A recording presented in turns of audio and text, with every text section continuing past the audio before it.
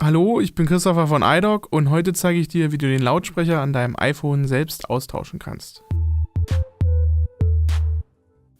Die Reparatur ist recht leicht und du solltest ungefähr eine halbe Stunde einplanen. Das folgende Werkzeug empfehle ich dir: einen Pentaloop-Schraubendreher, einen Philips-Schraubendreher, einen Saugnapf, ein Hartplastikplektrum, eine Pinzette, einen Stahlspatel und einen Spatscher. Darüber hinaus empfehle ich immer noch die Magnetmatte, damit die Schrauben ordentlich wegsortiert werden können. Solltest du bei der Reparatur an einem Schritt nicht weiterkommen, nutze unsere bebilderten Anleitungen auf der Internetseite. Dort hast du auch die Möglichkeit, über die Kommentarfunktion Fragen zu stellen. Viel Spaß bei der Reparatur! Bevor ich mit der Reparatur beginne, schalte ich das Gerät aus, damit ich keine Kurzschlüsse im Gerät verursachen kann. Bevor ich das Gerät öffnen kann, muss ich noch die beiden Pentaloop-Schrauben, die links und rechts von der Ladebuchse liegen, entfernen.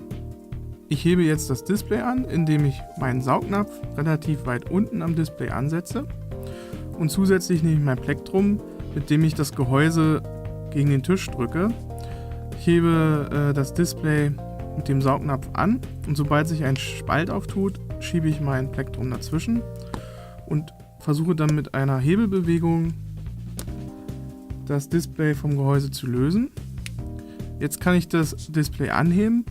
Dabei ist aber zu beachten, dass an diesem Ende die Anschlüsse des Displays liegen und die dürfen nicht überdehnt oder zerrissen werden, weil sonst ist das Display beschädigt. Die Kontakte des Displays sind mit 5 Schrauben und einem Blech gesichert. Die 5 Schrauben dürfen nicht verwechselt werden, da es sonst zu Beschädigungen kommen kann.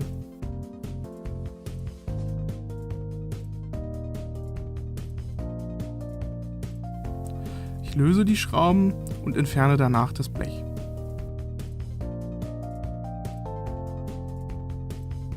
Das Blech entferne ich vorsichtig mit der Pinzette. Jetzt liegen die Kontakte frei und ich kann sie nacheinander lösen. Ich beginne mit dem Anschluss für die Frontkamera und löse dann den Anschluss für den Home-Button. Danach löse ich den Anschluss für das Display und zuletzt den Anschluss für den Touchscreen. Und jetzt entferne ich das Display. Ich möchte jetzt die Kontakte für den Akku, das Lightning-Kabel und die Antenne lösen. Diese sind jedoch mit 2 Schrauben und einem Blech im Gehäuse gesichert. Ich entferne zuerst die beiden Schrauben, entferne dann vorsichtig das Blech und löse dann den Akku und den Lightning-Connector mit dem Spatscher und die Antenne ganz vorsichtig mit der Pinzette. Ich entferne jetzt den Lautsprecher. Dieser ist mit 4 Schrauben gesichert. Die beiden oberen sind jeweils gleich lang und die beiden unteren sind jeweils gleich lang.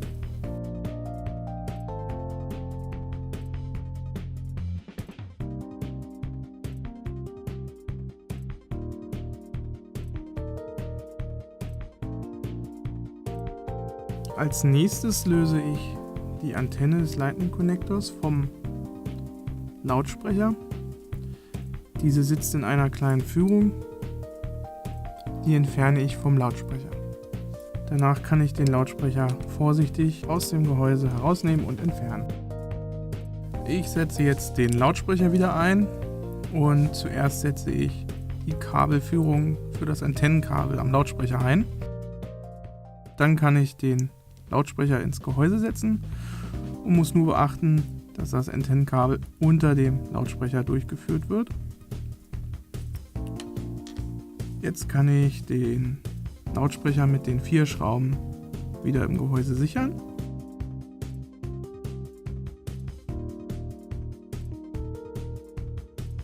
Und muss dabei natürlich auch wieder darauf achten, dass die Kabelführung mit verschraubt wird. Außerdem ist zu beachten, dass die Schraubenlängen unterschiedlich sind. Ich bringe jetzt die 3 Kontakte wieder an und beginne mit dem Antennenkabel. Dieses muss mit einem Klickgeräusch in der Buchse einrasten. Dann verbinde ich den Lightning Connector und zuletzt den Akkukontakt. Dann sichere ich die 3 Kontakte mit dem Blech und den 2 Phillips-Schrauben.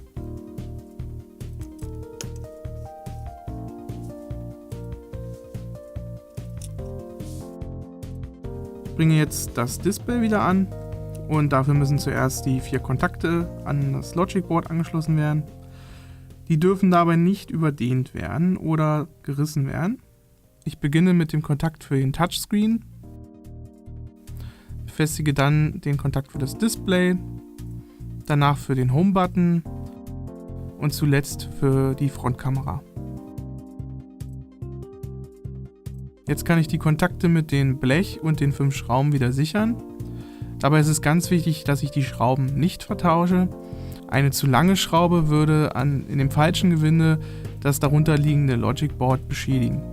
Mögliche Fehler wären ein Ausfall der Hintergrundbeleuchtung oder ein Bluescreen.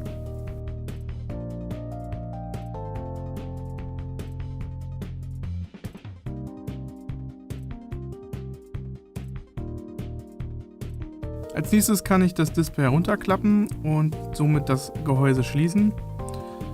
Dabei muss ich beachten, dass ich auf der Oberseite das Display am Gehäuse einhake und dann mit etwas Druck das Display im Gehäuse einhake. Um die Reparatur dann abzuschließen, müssen nur noch die beiden Pentalobe-Schrauben links und rechts von der Ladebuchse angebracht werden. Dein iPhone ist jetzt repariert und ich hoffe, das hat dir Spaß gemacht. Solltest du an einer Stelle doch nicht weiterkommen, kontaktiere mich über iDock.eu, ich werde dir gerne helfen. In unseren How-To-Videos findest du schon einige Problemlösungen und Tipps und Tricks für dein iPhone. Schau dir doch die Videos mal an oder besuche uns auf Facebook.